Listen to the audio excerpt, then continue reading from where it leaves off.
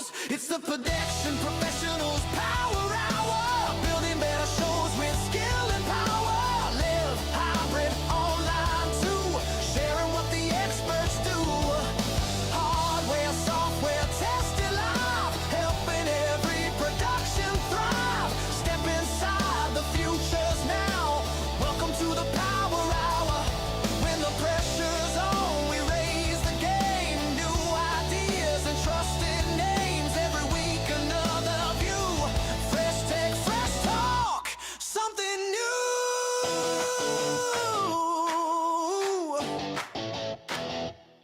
It's the protection professionals power hour, where ideas and technology flower for the shows that need to shine, for the moments that go live on time. From the gear rack to the control room view, we bring the best straight through to you. Step inside the futures now. Welcome to the power hour.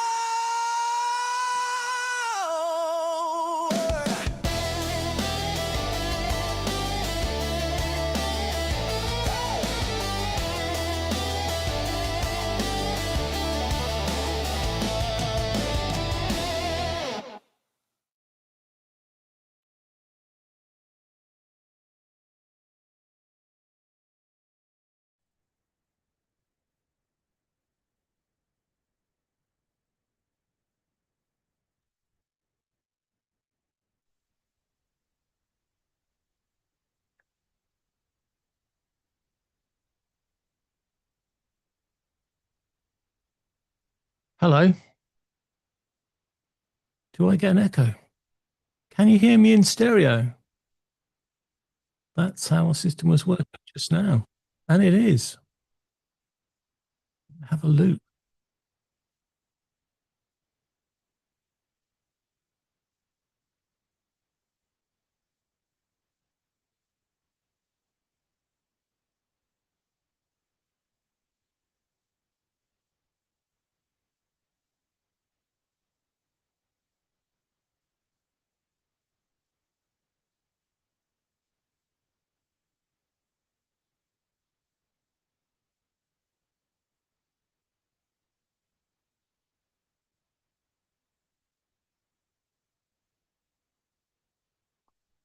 Hi there.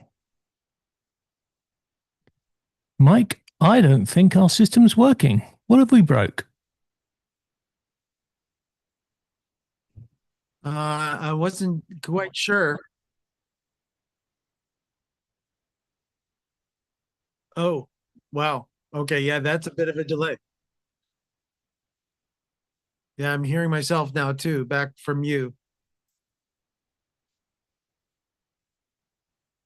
Hello, everyone on YouTube.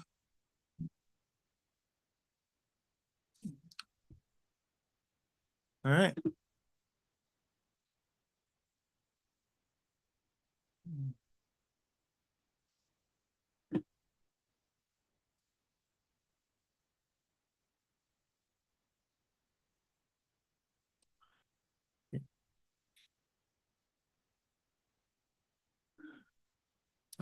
So do we have a Yeah. loop still? Yeah. I don't know. I'm not hearing myself back right now, so I'm assuming it's better. Cool. Fantastic. Absolutely brilliant.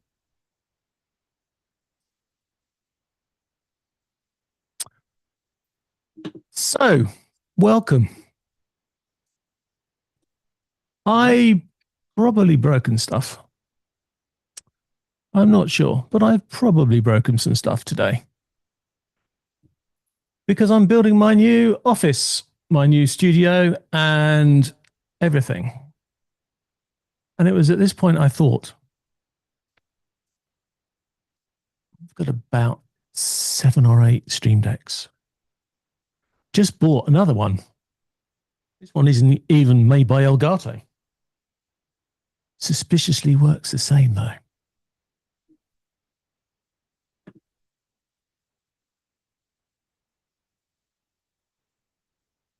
And it got me to thinking about this Stream Deck world that we love in.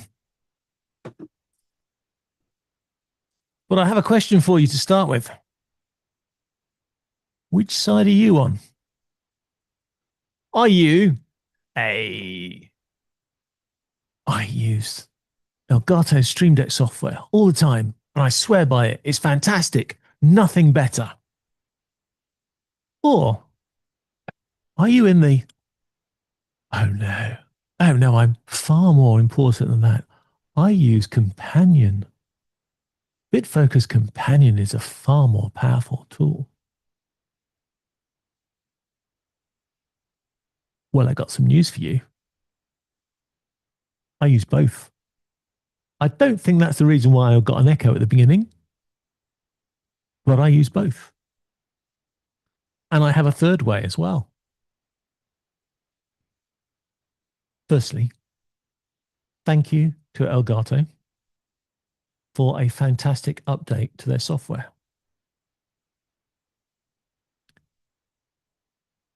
About 2 years ago, I wrote a plugin, my version of controlling PowerPoint, slides forward, slides back, something boring like that. And in those days, I had to do it by hand, real code, like AI wasn't really there yet. But 2 weeks ago, maybe it's 3 weeks ago now, time flies when you're having fun, there was a need for me to do a new version of the plugin. Needed to get it working with Office 365. I was a little bit bored with just forward and backwards, wanted a few more buttons. And I was able to use AI to build my plugin in the Stream Deck.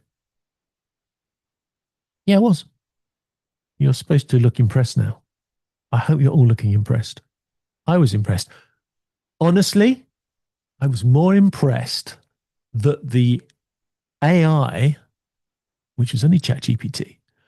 No, it wasn't. No, I went from ChatGPT and then I went to GitHub's, whatever chat that has. But doesn't take away from the fact that I was impressed that it was able to understand and build the plugin for me. We had a few communication problems at the beginning, but once it got the idea of how the buttons work and how they communicate, it went quite well. And that's, again, a testament to Elgato having documentation which was clear enough for the AI to be able to read and make sense of and help me code, which was great because although I probably could have written it quicker myself, I was able to deal with it from a meta level, not Facebook meta, from a level of strategic, telling it I wanted these buttons to do this and do that. Because I didn't write one app. I wrote 3 at the same time.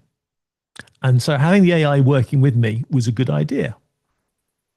It was a good idea because I was trying to keep control of 3 apps simultaneously. And I needed 3 apps simultaneously because I had one app that was going to sit in PowerPoint and listen for the commands. I had one app which was a command line program, which could send the commands on a command line because I might want to do batches in the future. And also it was an easier way to diagnose whether the PowerPoint plugin was working. And then I had a third one. I'm trying to think, do we call it, if it was in the other one, we call it a module, but I think we still called it a plugin. Anyway, it was an Elgato Stream Deck plugin. And that, of course, had to send the messages to PowerPoint as well. Okay, you're starting to look impressed now, I can tell, because you're starting to look confused at how I was able to do this season 1. I'm going to show you some of the stuff that I did, but I'm not going to show you enough that you can code it yourself, although it is actually quite easy to do. But probably a PowerPoint plugin example was a bit further than most people probably want to do to start with. But the principle is that Stream Deck is a really cool, totally insecure and easily hackable system, by the way, but it is a totally cool and easy to use way of sending simple commands from one unit to another. And when I say unit, if you look at what BitFocus Companion have done, which is the more posh, more sophisticated version you can run on the Stream Deck, you look at the list of all the hardware that they support, it is ridiculous how many pieces of production equipment out there can be controlled by, don't use these ones, they're not very good, by plugins connected to Elgato or cheap imitations for your ease of use. Because that's what Stream Deck plugins are. I'm building this mess of an office. I have 2 machines running vMix. Okay. Other products are available for software organizing, switching, streaming, overlays, etc. from OBS, upwards. But I happen to have powerful Windows machines, and I happen to like vMix. I've got a vMix machine over there. I've got a vMix machine under the desk over there. 2 of those. I have 3 Blackmagic 8M switches. The first one, the Pro, and an ISO. And scarily, I have uses for all 3 when this is all put together. Then I have multiple machines. I have a machine downstairs which can run PowerPoint now. Thanks to my plugin, I can control that remotely. I've got my Rode sound systems here with my Rode Podcaster Pro. I'm only trying to show off slightly here, but what I'm trying to do is make you think, flippin' heck, John, what else you got? That's the point. And that is the point for me having a ridiculous number of Stream Decks. Because the bottom line is, it is easier, quicker, and more efficient for me to map little commands for all those different systems onto a Stream Deck screen so that I can sit here in front of you, even with my ridiculously buttoned Stream Deck, and I can change cameras, I can change overlays from one place. And if I go over there, I can have another Stream Deck which can do the same thing. I can control all of my devices that have the ability to use this command system from a Stream Deck anywhere in my office. And if I really wanted to show off, maybe we will one day, I could set an outside link to Mike, and Mike could change my cameras remotely from Canada. Not that I'm sure if we trust him to do that, because he does get a bit mischievous now and again. But it is possible. Just at that point, I just want to reiterate what I said. This is a very insecure protocol. It is just a command line string sent on a port number. It is ridiculously bad security-wise. So run it in your local network, fine, but don't run it out onto the internet unless you're really sure and really confident that you know what you're doing. Otherwise, some little script is going to find you and start changing your video switcher in the middle of a fantastic presentation, or change your slides when you're not expecting them. But that's the story. That's the message. Stream Deck has really come on a lot in the last few years. Last couple of years, Elgato has realized this is a big market for them. They've got streamers at one end. They've got companies as big as the BBC. You go to any large production house and you'll find there'll be a Stream Deck hidden there somewhere. Because at some point, somebody has the problem that they need to control 2 or 3 completely diverse pieces of hardware at the same time. And they don't want to lean over here, lean over there, click a mouse here, click a mouse there, or whatever. They find that they can use a control device. And that control device can then send messages to multiple controls around their office. And the reason people use BitFocus Companion rather than Stream Deck is BitFocus Companion allows more of a logic flow. It allows you to remember things and send things back. That makes programming harder for it, which is why I haven't finished the programming bit for that bend. Whereas the Stream Deck, you program exactly what you want. So the fact I have a method that I can tell my slide deck to change slide, to jump to a slide, to load and save. Well, it doesn't save, to load a file and then execute it, to stop it, to go black. That's all going one direction. But I also have my PowerPoint sending back responses telling it what slide number it's on. Thanks to Mike's interruption, it also tells you how many slides are in the deck. But it also tells you if the slide deck's off. So it goes red. The button, little status button that I have goes red if there's nothing on the screen, if there's nothing it can talk to. Oh, and I've just pressed my new funky display table and it started changing height.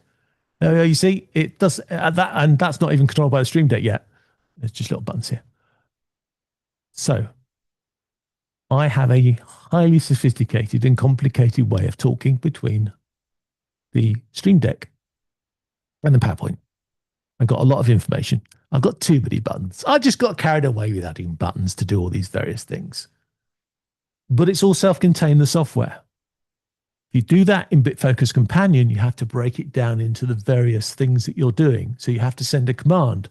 And then when it gets a response back, you have to turn the response back into a variable. And then you have to use that within the programming language of BitFocus Companion. So actually, BitFocus Companion is more complicated to use and to set up, but it's more sophisticated in what it can do in the future and in a chain of commands. So you can get it to do one thing, it can pass a message back from one device, and that can then set off a chain reaction for other devices as well.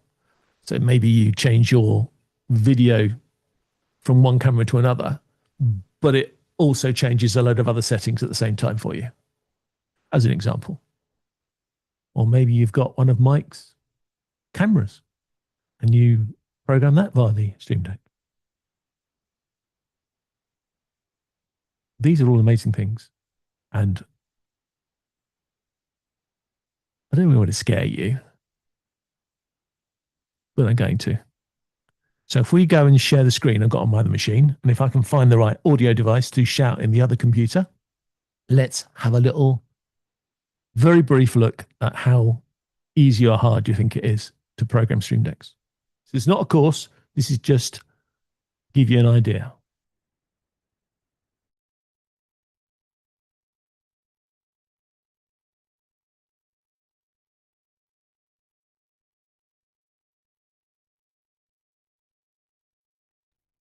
Right, those people that want to laugh at poor Mike now, trying to make sense of all these new connections I'm on and where I'm going and what I'm connected to, it's time to laugh now. I have no idea if he knows where I am or what I'm doing. Mike. You are good, John. I got you. Continue. Okay. That's pretty amazing. Now, for those people that are telling me that I'm lagging on my camera, I quite possibly am, because this is only running on Wi-Fi because I haven't got the cables in quick enough today. But it is Wi-Fi 6. So at least some people will be quite impressed by that, won't they? Mike, is that readable enough to get a gist of what's going on? Yeah, it's not too bad, John. If you can increase the font, that wouldn't be a bad thing for us on YouTube, but that's okay. Well, if I can remember how to do that, I will. All right. But at this moment, I can't remember how to do it, and it's not the obvious buttons. That's so okay. Let's keep to this. You don't have to be able to read every single line. That's not the idea. The idea is to give you the inkling, and maybe I'll inspire some of you to say, ooh, I wonder if I can get my Stream Deck to do this. So here we go. So this is my software that I've written. It's got lots of nice comments and things, and that's mostly actually due to the AI. I wouldn't bother documenting to this degree myself. And so what I did was I first started by creating a PowerPoint add-in. And actually I was amazed that the AI did that pretty quickly. Although I did have to bring some things to its attention, but we got the plugin for PowerPoint quite easy, which was a surprise to me because I didn't expect it to be that easy. I expected it to be cock-ups and problems and whatever, but anyhow, it did. And I was able to get a plugin to work, and that was sending the message to PowerPoint, and PowerPoint was changing slides. And so I started with a very simple thing: go forward, go backwards on PowerPoint. And then I created my other little tool, which I'm trying to find here, called Tiny OSC Sender, because it's a tiny program and I'm really bad at creating names. And again, I got the AI to build me a small executable program. Yes, I know this doesn't work on Mac. I apologize, but it works on Windows. And this gave me a simple program that I could command line send a message to PowerPoint. So I was able to test if it worked. And I did this by literally having a conversation with AI as I went along. Once I had that working, I then had the courage to go and build the Stream Deck plugin.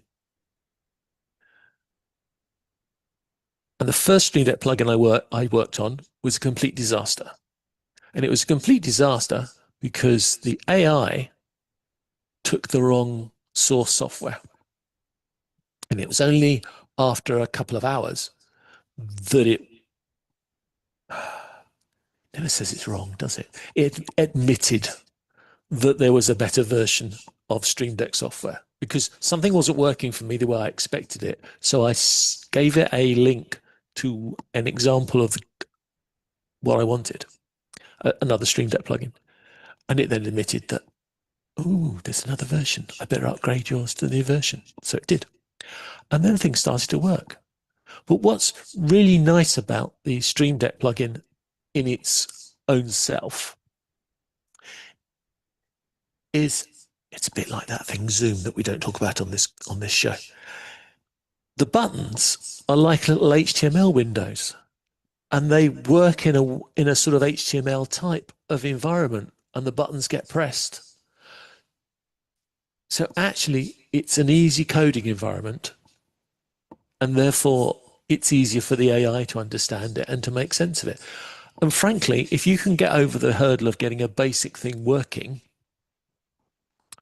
then you can add anything you like. Then it's, world is your oyster. And so that works quite well. What doesn't work so well is when you then want to install it on different machines. Now you can install it locally on your own machine, and that works quite well. But if you want to install it elsewhere, things get a bit more complicated. And that's because we're cheating. You see, I'm creating a PowerPoint plugin, and I haven't got permission from Microsoft. I've created a Stream Deck plugin, and I haven't got permission from Elgato. I haven't put it on the Elgato marketplace. I've written it myself. So in a way, I'm still in developer mode for those two apps. Doesn't matter. It just means that I don't have to go and get officially sanctioned and put on the marketplace for Elgato or approved by PowerPoint for everybody to use. I don't want everybody to use it. I'm not interested in that. I may let some of my friends have it, but I'm not making this a commercial piece of software. So I'm not going to go to that level. I can produce the software that connects up these machines, and it's all here. It's all here in one app. And that's really neat because the AI can then see what's happening on one side and the other side and can balance them up and can check and you can ask for a command on the Elgato side, and then it will go and check if the PowerPoint is going to get the right response, and it ties it up really well. And honestly, I've been coding for a ridiculous amount of time, but I wouldn't call myself a advanced JavaScript coder, which is a shame really, because almost everything we create nowadays seems to be in JavaScript. But this was easy to do. And it really inspired me to think, okay, well, what else? What other things can I do that I don't have control on, that I can add a Stream Deck button to? And of course, Stream Deck has come on since I did my last Stream Deck program a few years ago, because we've got all these twiddly knobs now. And that opens up a whole new set of things. So my question to you is, what would you like your Stream Deck to do that today, as far as you know, you can't do it? And if you're watching us live, put it in YouTube. You people in the room, put it in the chat. And please do so, because if you don't, poor old Mike's going to have to come on the screen and make up his own answers. But I know he's got some answers, because I know he's got some devices which can talk to Stream Decks. So I'm going to go back to the other screen for a second and have a chat with Mike.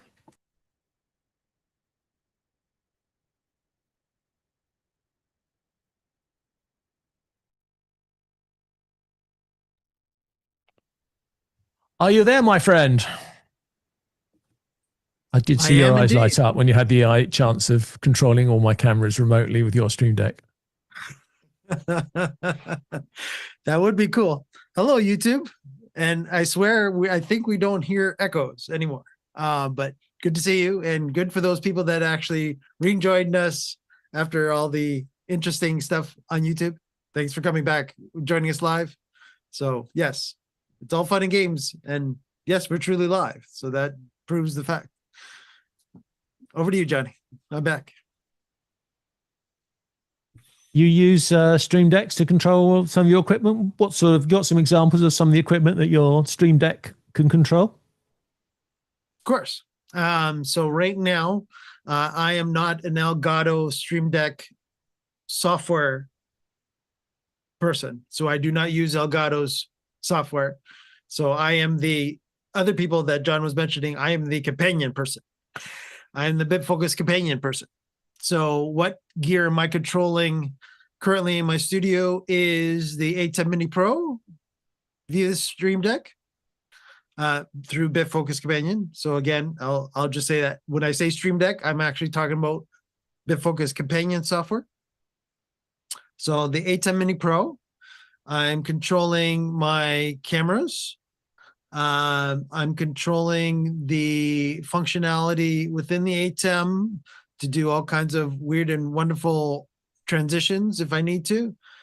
I'm controlling my audio and video in Zoom via BitFocus Companion as well. I'm not using Zoom OSC or Zoom ISO functionality that is currently built into BitFocus Companion. I'm actually using BitFocus Companion's software called BitFocus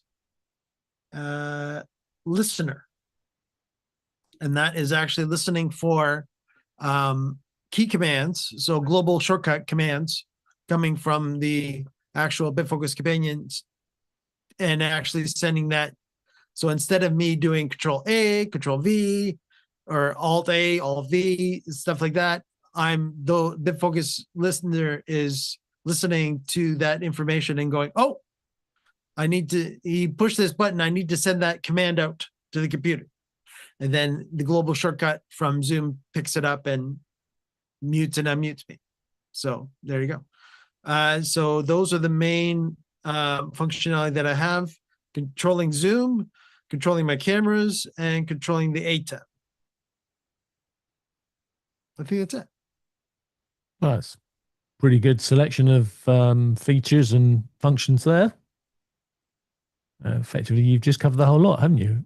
You've got the only thing you didn't really mention is audio, but you've got your mute and unmute from straight into Zoom. Yep. And otherwise, if there isn't anything else, that's good.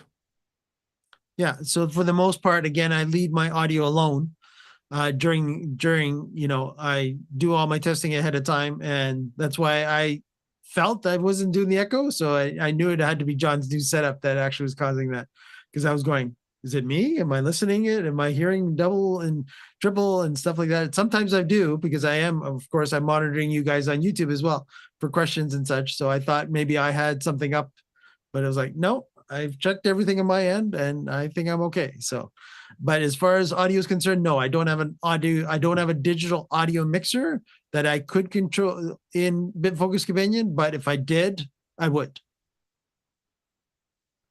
At this point, I would like to humbly apologize. I just realized why we got the echoes. Why we got the echoes. Why we got the echoes. My screen sharing has got the audio. That's what it was.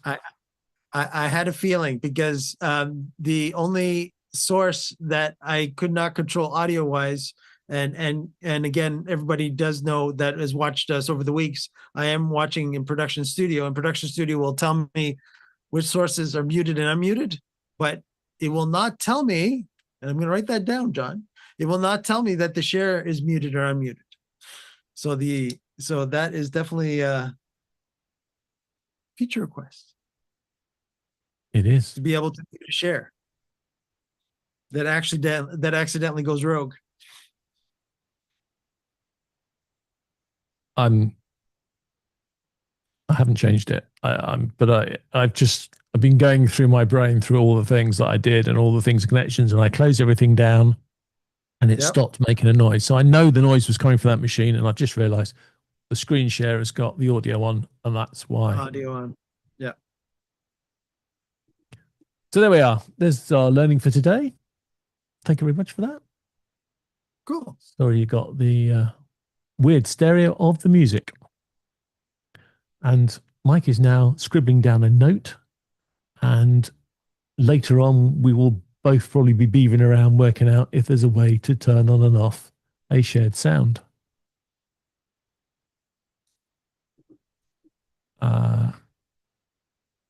And of course there'll be somebody screaming at YouTube now with the answer. And I'm definitely looking in chat to see if there is, John. So even though you don't see me, everybody, I'm here. I'm a voice from the He's still there. universe. I'm still here. Back to your demo, there, John, if you want. Well, as nobody's coming with any questions, do you have any questions or anything, or suggestions, or etc.? No. Well, when it comes to, I definitely am intrigued to actually see what you've done since we were tinkering with it earlier in the week. So I know that you've added some functionality that you haven't shown me yet. So I do know that. But of course, to show everybody what you're up to and what the code actually will do for them is going to be really, really cool. Okay. But as far as, yeah, okay, go ahead. You carry on, and I'm going to switch computers again, run across the other one, and I should have put them closer together. I've got all this room. I didn't need to make this big gap between the two machines. But anyway, I'm going to go for a run. All right. And hello, Tony and YouTube. And Tony's actually asking us, he says, the Yamaha CC1 controller is an interesting example of a Stream Deck integration with hardware. What other hardware do you think may integrate Stream Deck? And I'm going to assume, Tony, if you're talking about the Yamaha controller, I don't know if that is actually done with the Elgato software specifically or not, but I'm almost guessing you are probably using BitFocus Companion. So if you can let us know in YouTube chat, I will be able to give you a little more update on which software if you're using. John is a little more versed when it comes to the specifically the Elgato software, but when it comes to the BitFocus Companion, we're both very good at information regarding that. Okay, so I'm just looking around to see if I can find John. Where is that, John? John, where are you? Are you there, John? I feel I'm here. Yeah, you were there for 2 seconds and then you hit your camera off on me. And he's back. There we go, everybody. Don't you just love when you're live? Yeah, live is cool. And that's yeah. So Tony was asking about a Yamaha CC1 controller is an interesting example of a Stream Deck integration with hardware. He was saying. Okay. So the way to Oh, find the the answer CC1 has, yeah, is CC1 to- has Elgato integration built into it. Okay. it does it? Yeah. Let me just take a look and see if I can.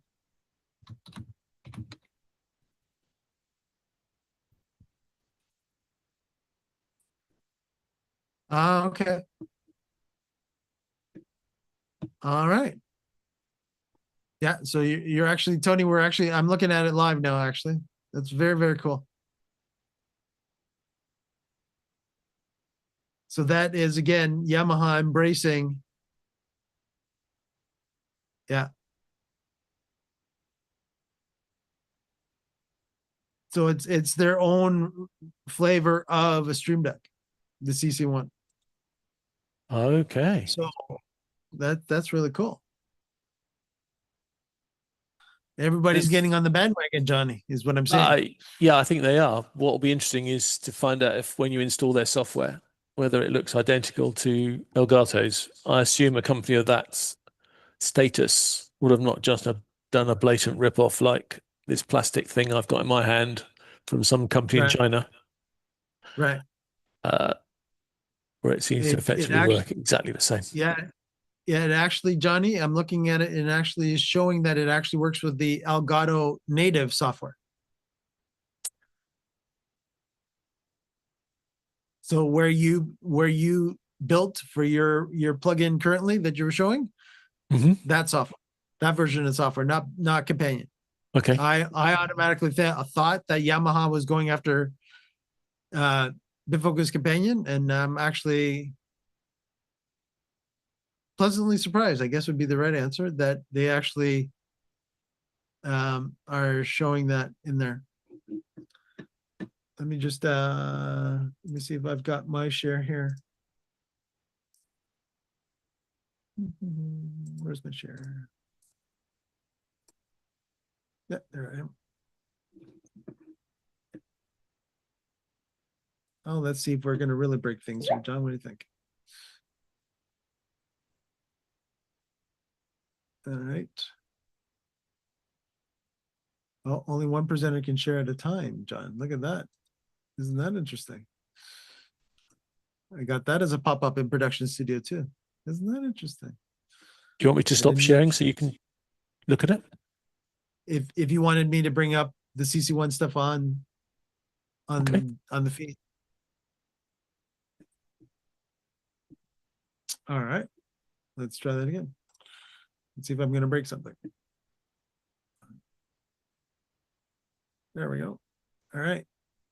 And if all goes well, it semi went well.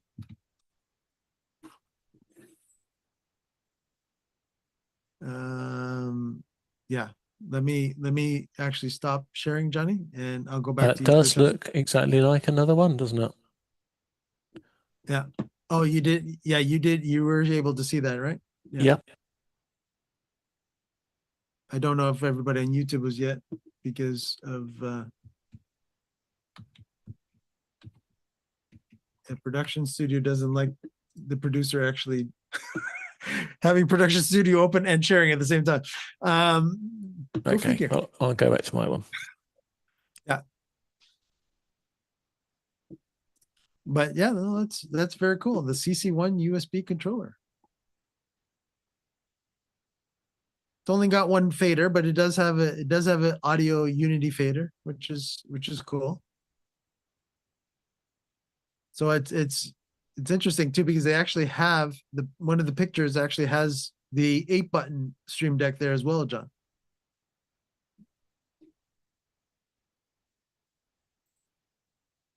So that's interesting. So it's a 12-button. So basically it's a 12-button Stream Deck that has an audio fader and actually has a whole bunch of stop, play, fast forward, rewind. And you can scrub with it too if you wanted to. It's got a scrub wheel, jog wheel on it. Very cute. Good one, Tony.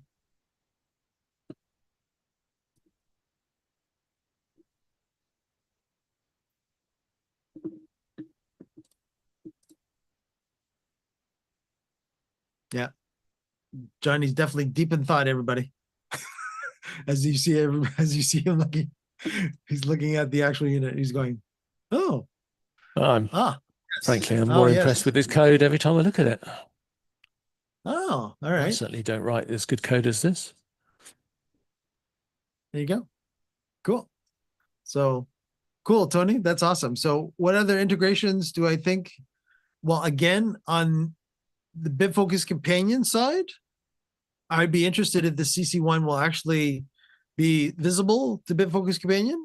I'm not thinking it won't. But if it does, then that opens up a whole different plethora of already modules out there. Because I believe the amount of units themselves right now, I think we're almost at 750 different manufacturer slash models that are currently in BitFocus Companion that are able to be controlled right now. And that's for the production world itself. Where again, that's why I'm a little surprised that Yamaha went to the Stream Deck software themselves, because that universe is more gaming. So where BitFocus Companion has been more focused on production equipment. AKA Maybe that's a where lot they of, thought their customers would be. yeah, this could actually be targeting the gamers. It could actually be because again, it only does have one audio fader that I'm seeing on it, and it has the jog wheel on it. So in the production world, we would probably want at least 2, maybe 4 faders. So if we were able, again, similar to the big unit like John has with it, as John calls it, the twiddly buttons on it, so that you can actually turn up and down the audio and stuff. But let's go back to John and back to the demo, John. Okay, so the code is just simple. The trick is, for all of this, 2 things. Firstly, don't give it a completely blank slate, because it just goes off and makes up stuff and plays with things you don't even want to do. So you really want to give it an example of what you're wanting to do and get it to use that as a starting point. Firstly, you now know where it's going. And secondly, you've got something that works. It might not do what you wanted it to do, but it works doing something. And therefore, the AI's got somewhere to start from.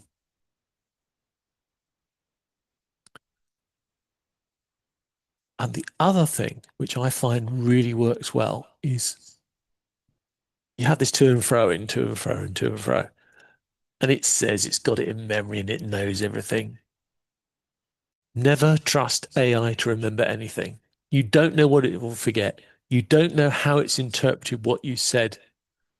So what I always do after I've got through a session, shall we call it, of doing something, I always ask it to write me a summary in Markdown language and put it into the file structure of my app.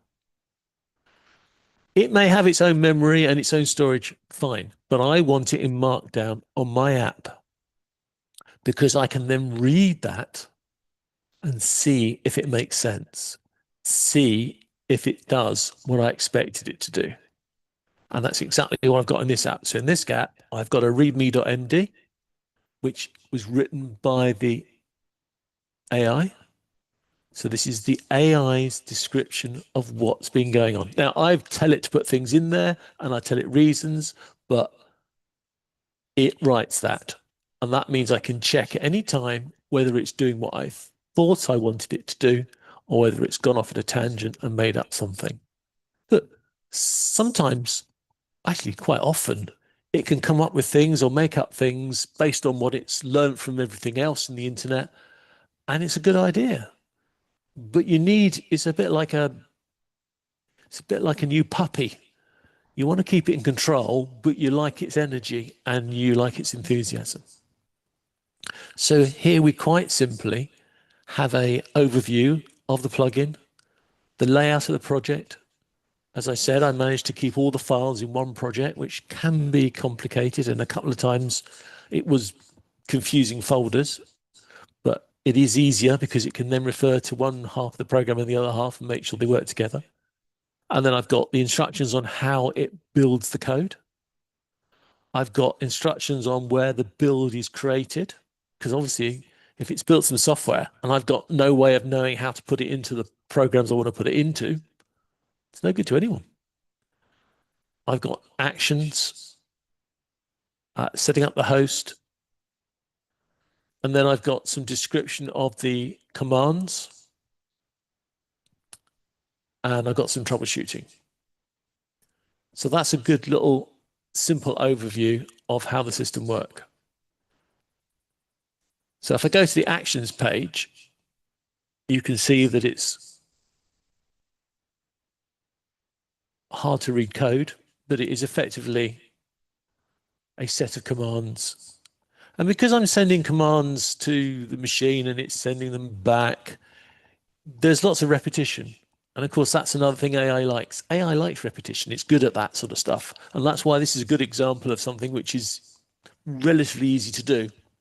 Because quite frankly, once you've got the source code of something that's similar, once you've got an example of how you send the message from one thing to the other,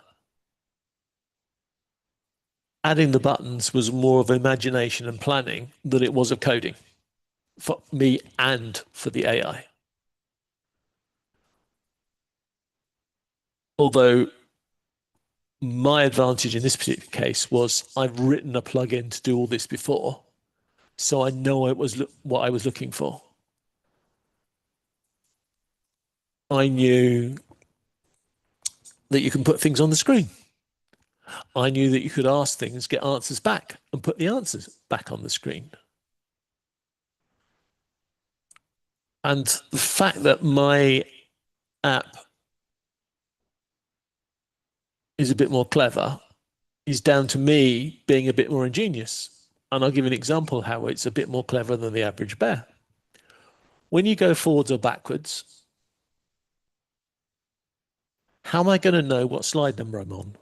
And for Mike, how am I going to know how many slides are in the slide deck? Because you can only talk one way and get an answer. You can't talk both ways. PowerPoint can't talk to the Stream Deck because it doesn't know where the Stream Deck is. It doesn't understand that to the same degree.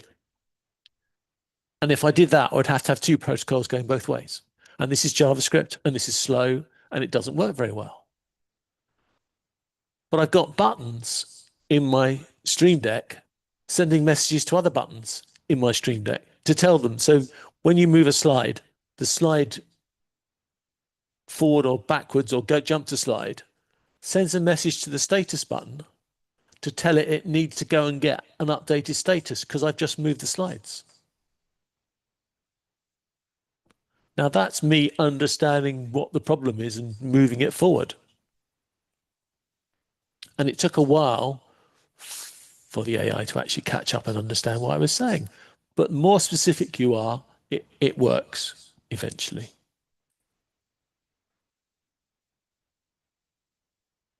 I don't think that super duper clever programmers have got anything to worry about AI. It's good at checking them. It's good at being awkward and finding bugs. It's good at imagining ways to hack because it's just going to do a pattern of silly things and see what happens. And quite frankly, there's software out there that does that now that wouldn't call itself AI, except for the fact that you get a better share price if you put AI on the end of whatever you do. Where this really makes a difference is for, well, people like me who have some knowledge of what they want to do, some understanding of what's possible, and just want a mate. I can't find a mate. So find a mate called an AI to help you. One of our friends last week was talking about his mate, Uncle Claude. Same situation. This has opened up the ability for us all to do really simple apps. And those that know me will know that I'm programming lots of different devices at the moment and a lot around Zoom because programming's got easier to produce. These Stream Deck devices, these devices that work through Companion, what I love about this is a great example that we don't have to wait now for a manufacturer to bring out a product and then bring out the Stream Deck controller that we want. All we need is a manufacturer to have some programming interface, some API or an OSC connector, which is what we're using for all these, some sort of command line interface that we can send messages to and get answers back. If we can do that, because they've put the basic facility in there, then we can think of the uses and we can design these systems. It's that easy. That easy. Okay, it's that much fun. This is something which I think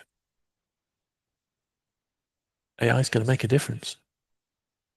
It enables people who have a simple need to write a Stream Deck plugin or a companion plugin, and they can control something. Even as simple, the two most stupid examples. Mike gave one earlier. He's got a plugin which can't even talk to Zoom, but it simulates the key clicks to make it do something. Yeah. And on top of that too, BitFocus Companion realized that not only was another piece of software, which is also a listener software as well, was out there, that they decided to make their own because people were using that listener software so much, especially for, again, they've added many other features, but I'm only using the bare bones feature, which is keystrokes. Yeah. And hello, Tony, watching us on YouTube, Tony Mobley.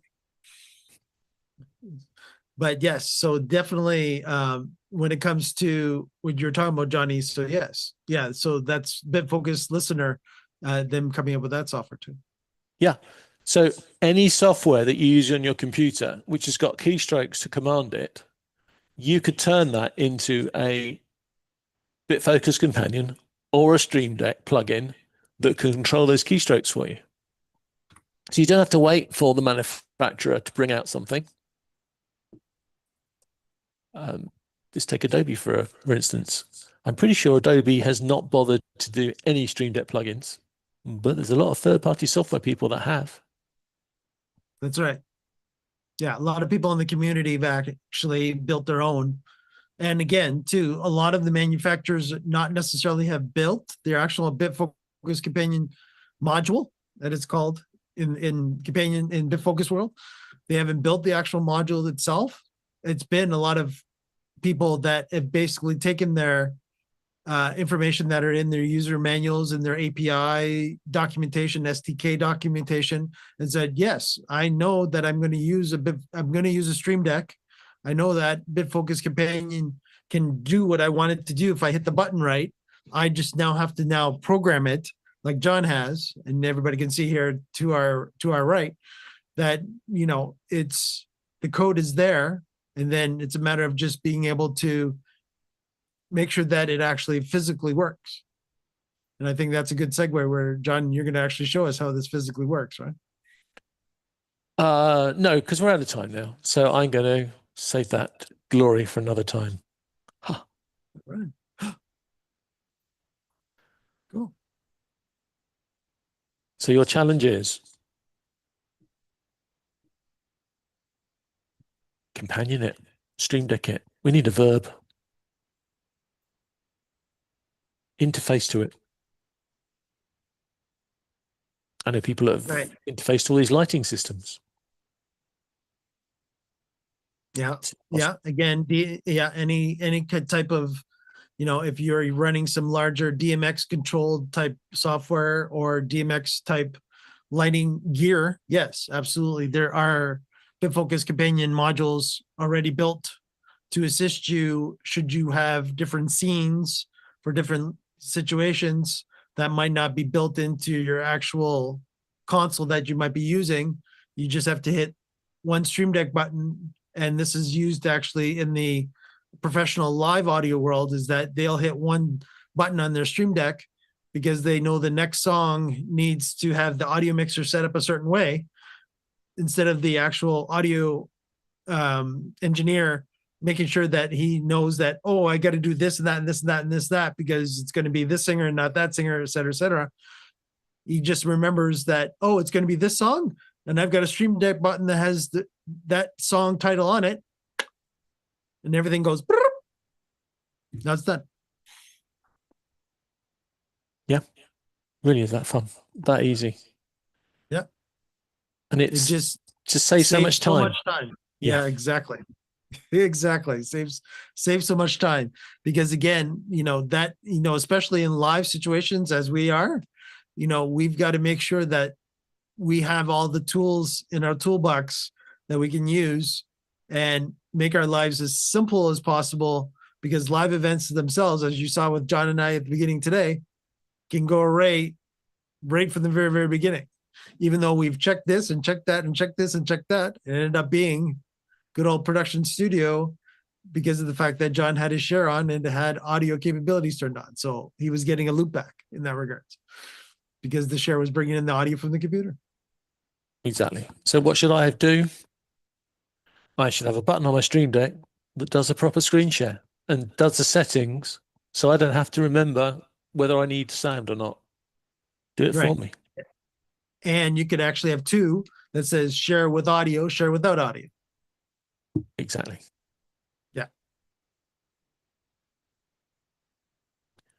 Now, I don't know if we can go that granular. I think that we'd have to go Zoom OSC with that, John, right? Because that would have to go through the SDK.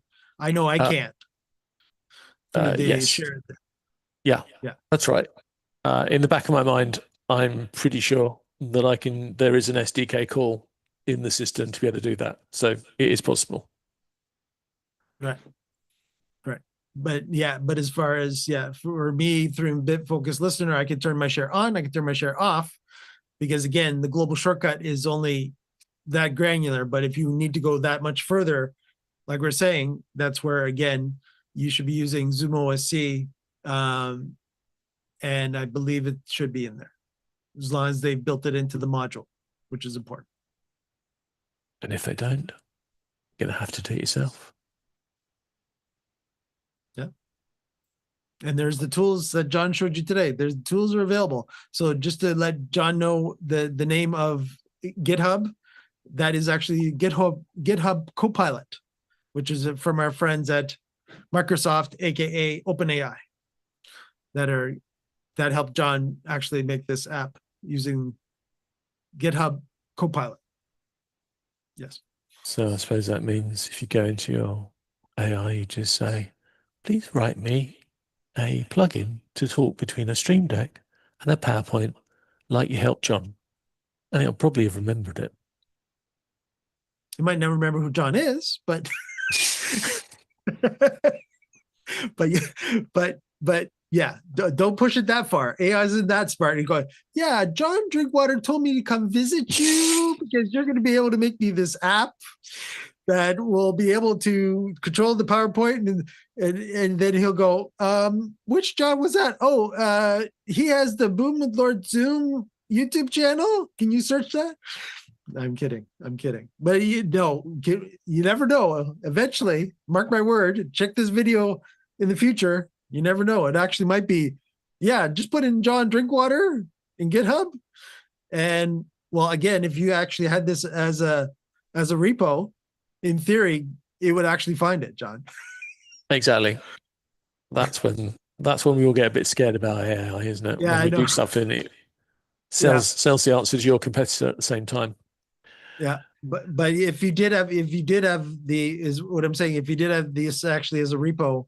Yeah, I probably will put it on the repo in a while, but I do actually want to close the circle and put some Zoom related things into this, because I use Zoom. I'm sorry I had to mention it, but I do want to put some Zoom related things into this so I can create a I don't know what shape it's going to be. I'm not how many spokes I've got on this wheel, but anyhow, I want to show how you can have 4 or 5 little apps all talking to each other at the same time, sharing all this data. And then I will share this on GitHub, I promise. And I'll put the link in the YouTube when it happens in a few weeks' time.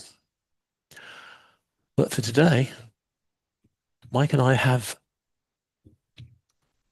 a few more shows to do tonight. Some idiot, this one here, decided he wanted to do all his shows on a Friday night.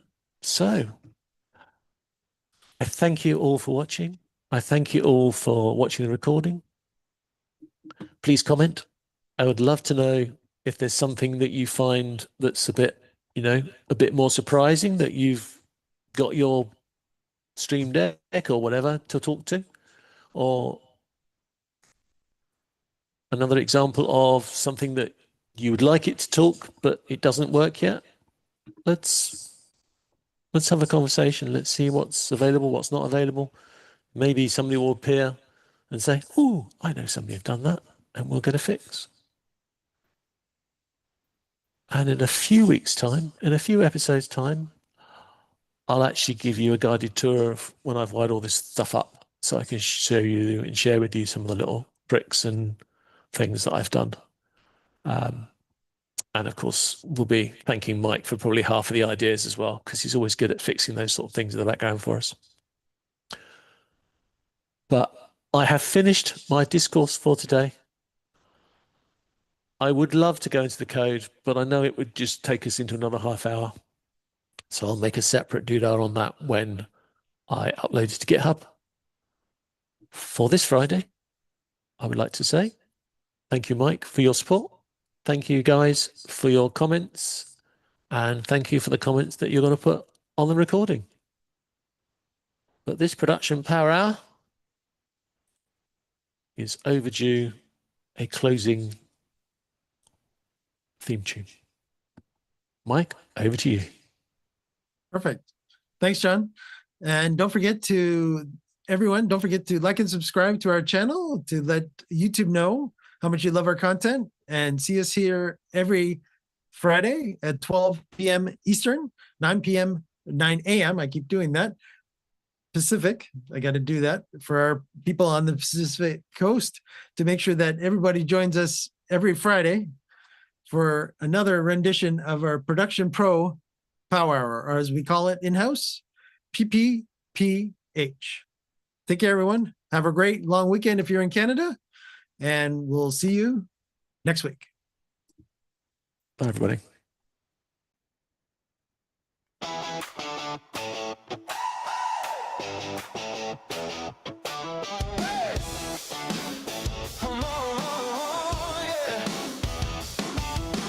Lights go up and the cameras roll. Voice is clear and we're in control. Screens are live and the signals flow. Welcome to the place where the pros all go. Talking gear and the tools we trust. What works well and what gathers dust. From the studio floor to the online stage, we bring the knowledge page by page. Live or hybrid, in room or remote. Every shot and every note. Better systems, sharper sound. This is where the best is found. It's the Protection Professionals Power Hour. Building better shows with skill and power. Live hybrid online too. Sharing what the experts do. Hardware, software, tested live. Helping every production thrive. Step inside, the future's now. Welcome to the Power Hour.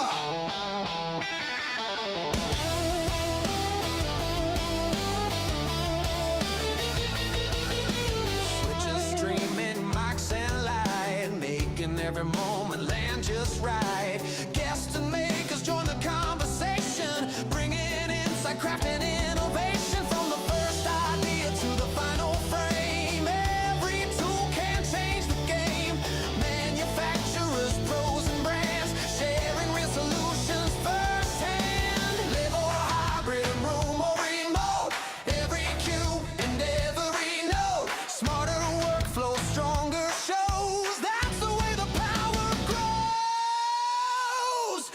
production professionals power hour. Building better shows with skill and power.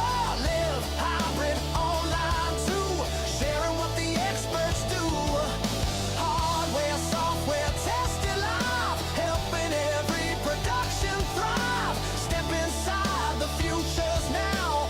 Welcome to the power hour.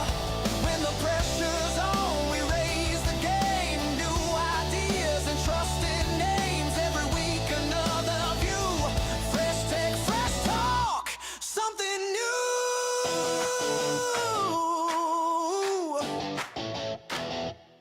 It's the Protection Professionals Power Hour, where ideas and technology flower for the shows that need to shine, for the moments that go live on time. From the gear rack to the control room view, we bring the best straight through to you. Step inside the futures now. Welcome to the Power Hour.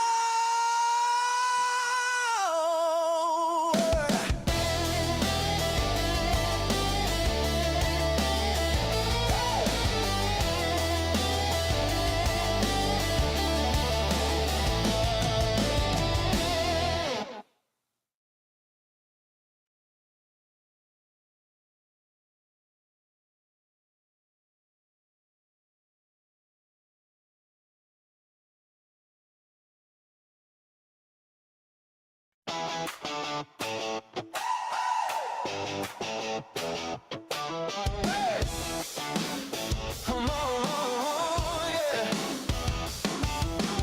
Lights go up and the cameras roll. Voices clear and we're in control. Screen